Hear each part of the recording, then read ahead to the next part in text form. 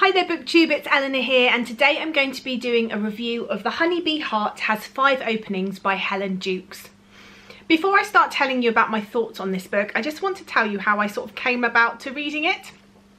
I read a book a couple of years ago called The Bees by Helen Jukes, and it's a fictional novel and it follows a bee, and we're in the point of view of a bee for the whole book. And I absolutely loved it. I gave it 5 stars. It was one of my favourite books of that year, and it has been on my mind since I read it for years. It has made me fascinated with bees. I wanted to know how close Helen Jukes' research was to what we know about bees. I just became fascinated, and so I started to collect books.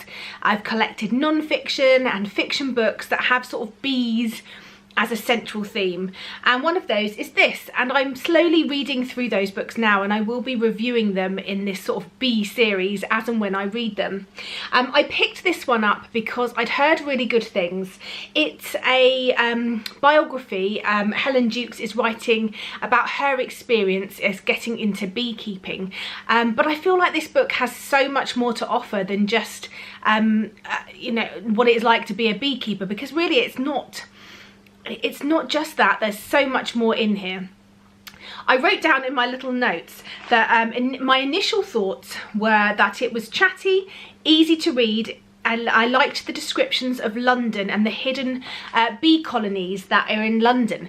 And so the book is split into different sections. You've got 7 sections which are listed at the front. There's doorway, hive, bee, orientation, losing sight, swarm and honey, and each of these is sort of a part of the process that Helen is going through, setting up her very first bee colony, or her beehive, with her first colony of bees.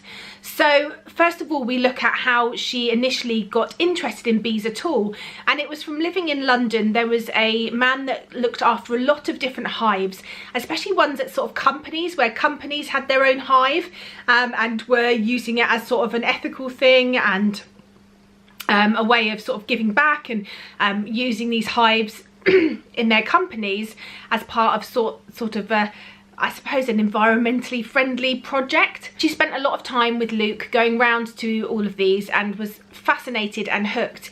And so then when she moved to a new town for a new job, she moved away from London. She decided that she wanted to set up her own bee colony, but she was nervous. She didn't really know where to start. And this sort of starts here. And this is our sort of exploration into her first colony in her first hive. So each of these chapters follows the next stage in her beehive, and also it has some anecdotal stuff about her life. We're following her life, so we're learning about that. We're learning about this setting up of the hive, but we're also learning a massive history of bees, and she does an incredible amount of reading and research as she goes along, and we get to follow along with that and learn all the things that she learnt as she was going through this process. She also mentions quite a lot of books as we go through, which I was furiously scribbling down to look up myself, and I really enjoyed that aspect of it. What I thought was one of the most fascinating things in this was that there was so much to take into consideration before even starting.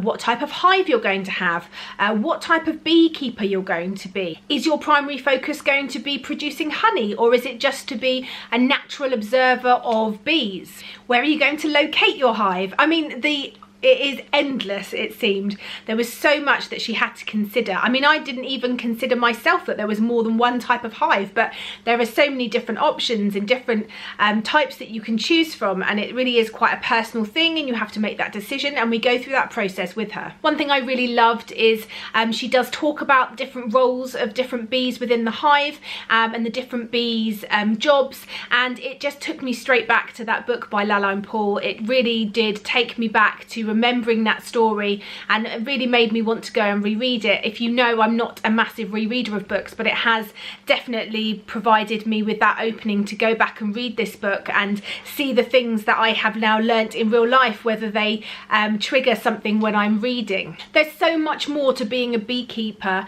than I ever thought, and going on this maiden voyage with Helen was really interesting and fascinating, and really did make me even more interested in bees than I was before.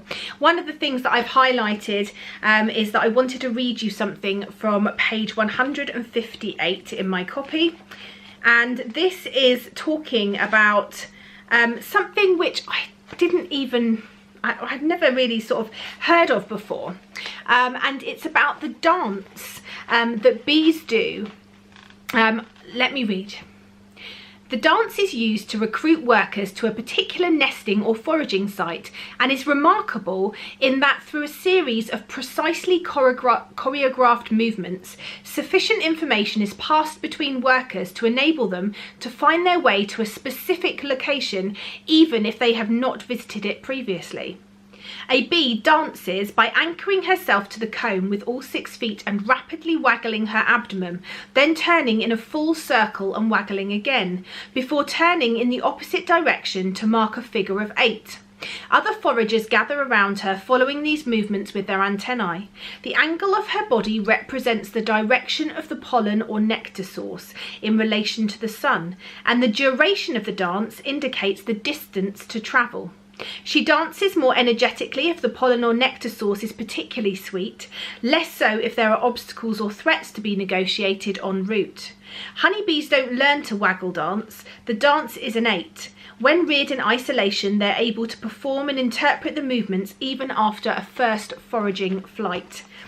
I mean, that's just one of the most fascinating things. I mean, yeah, I just thought there was so many tidbits and bits in this book like that, which I just thought were amazing insights into the life of bees. And also we get a nice insight into Helen's life and her friendships, and there's a romance that obviously started in her life at the time, and just little, you know, things like not opening the beehive every day and having to sort of restrain yourself for up to a month before you can open it, and that satisfaction of the bees actually forming these combs and the honey. And yeah, I definitely recommend this one. It was an easy 5 stars from me, and definitely one that I would recommend to people if you have, like me, read the bees and are fascinated by bees, or if you're fascinated by bees, read this and then go and read The Bees by Laline Poole as well, which is fiction but based definitely on the true life of bees. So this was wonderful, and I shall be coming back to you at some point with some more bee books that I have read and telling you about those. But yeah, a year in beekeeping is the tagline for this book, and it's so much more than that. But read it, find out for yourselves, and let me know. If you have read it, let me know down below your thoughts and if you enjoyed it as much as I did. Anyway, that's it from me, and I look forward to speaking to you soon. Bye for now, BookTube.